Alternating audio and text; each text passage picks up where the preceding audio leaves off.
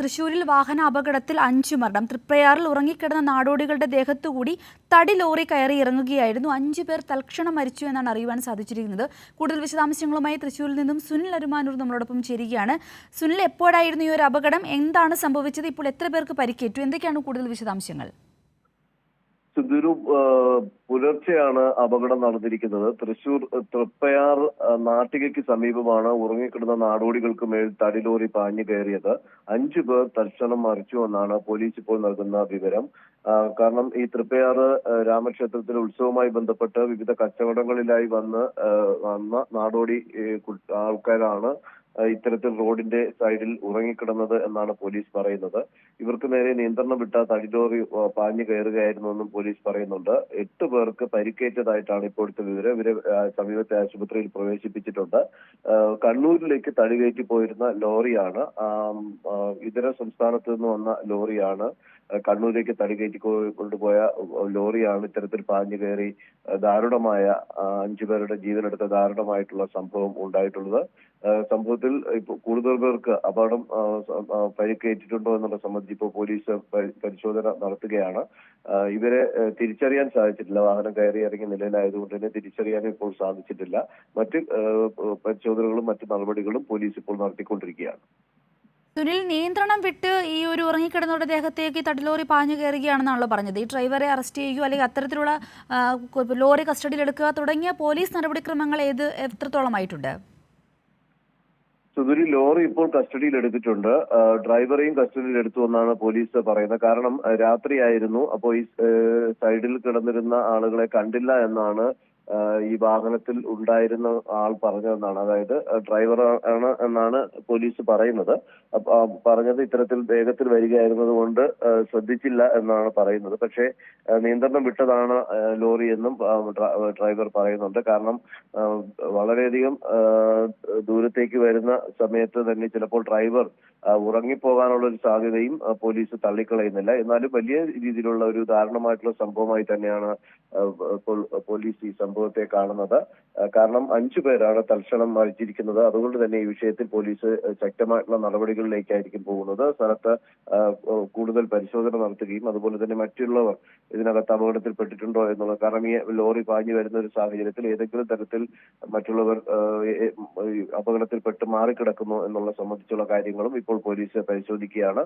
5 പേരാണ് ഇപ്പോൾ മരിച്ചിരിക്കുന്നത്. ഇത് എവിടെ നിന്നുള്ളവരെന്ന് പോലീസിന് അറിയാൻ സാധിച്ചിട്ടില്ല. കാരണം ഞാൻ നേരത്തെ സൂചിപ്പിച്ചതുപോലെ തന്നെ സമീപത്തെ ഉത്സവം നടക്കുന്നത് കൊണ്ട് തന്നെ അവിടെ വിവിധ കച്ചവടങ്ങളുമായി ബന്ധപ്പെട്ട് വന്നവരാണ് ഇവർ എന്നാണ് ഇപ്പോൾ പോലീസ് നൽകിയിട്ടുള്ള ഒരു പ്രാഥമികമായിട്ടുള്ള വിവരം. കാരണം തൃപ്പയാർ ക്ഷേത്രത്തിൽ ഉത്സവം നടക്കുന്നതുകൊണ്ട് തന്നെ വലിയ രീതിയിലുള്ള നാടോടികൾ ഈ കച്ചവടവുമായി ബന്ധപ്പെട്ട് വന്നിട്ടുണ്ട് എന്നാണ് പോലീസ് പറയുന്നത്.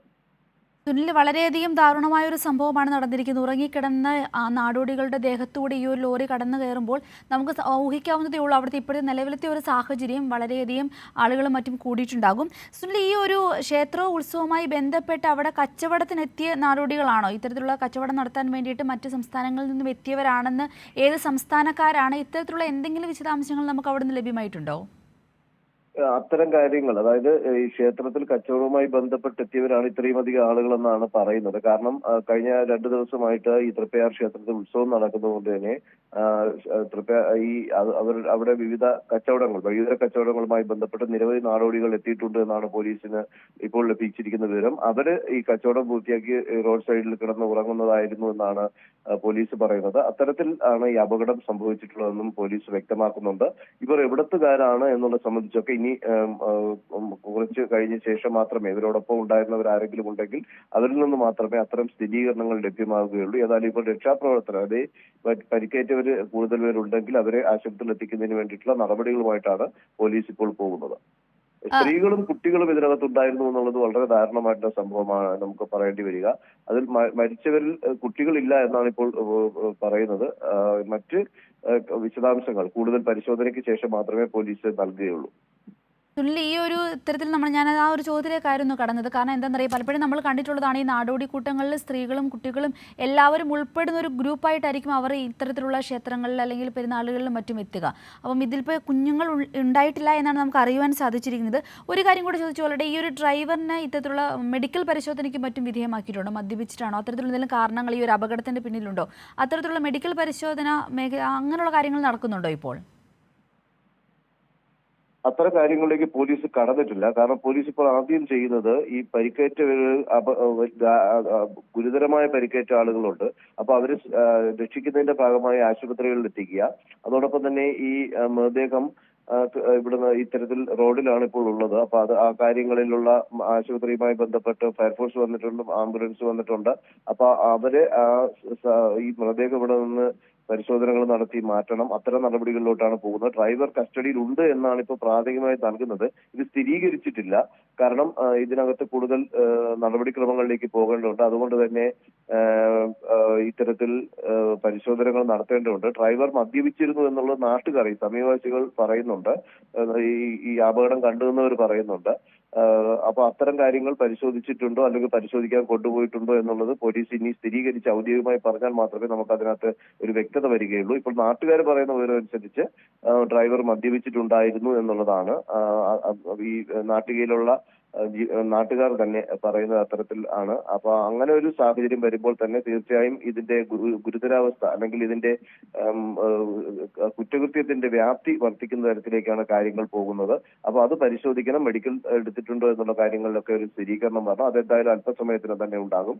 നമുക്ക് അടുത്ത ബുള്ളറ്റിന് തന്നെ അത്തരം കാര്യങ്ങൾ കൂടുതൽ വിശദാംശങ്ങളും ദൃശ്യങ്ങളും നമുക്ക് ലഭ്യമാക്കുകയും സാധിക്കുകയും ചെയ്യും.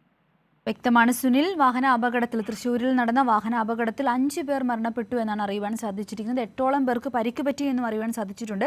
തൃപ്രയാറിൽ ഉറങ്ങിക്കിടന്ന നാടോടികളുടെ ദേഹത്തു കൂടി തടിലോറി കയറി ഇറങ്ങുകയായിരുന്നു. 5 പേർ തൽക്ഷണം തന്നെ മരിച്ചു. 8 പേരോളം, ഇപ്പോൾ നമ്മുടെ റിപ്പോർട്ട് പറഞ്ഞ അനുസരിച്ചാണെങ്കിൽ 8 പേരോളം പരിക്കേറ്റിട്ടുണ്ട്. അവരെ ഹോസ്പിറ്റലിലേക്ക് മാറ്റിയിരിക്കുകയാണ്. രക്ഷാപ്രവർത്തനങ്ങളും മറ്റും അവിടെ നടന്നുകൊണ്ടിരിക്കുകയാണ്. ഈ ഒരു വാർത്തയുടെ കൂടുതൽ വിശദാംശങ്ങൾ വരും സമയങ്ങളിൽ നമുക്കിനി അറിയേണ്ടിയിരിക്കുന്നു. തൃശ്ശൂരിൽ നിന്നും സുനിൽ അരുമാനൂരാണ് വിശദാംശങ്ങൾ നൽകിയത്.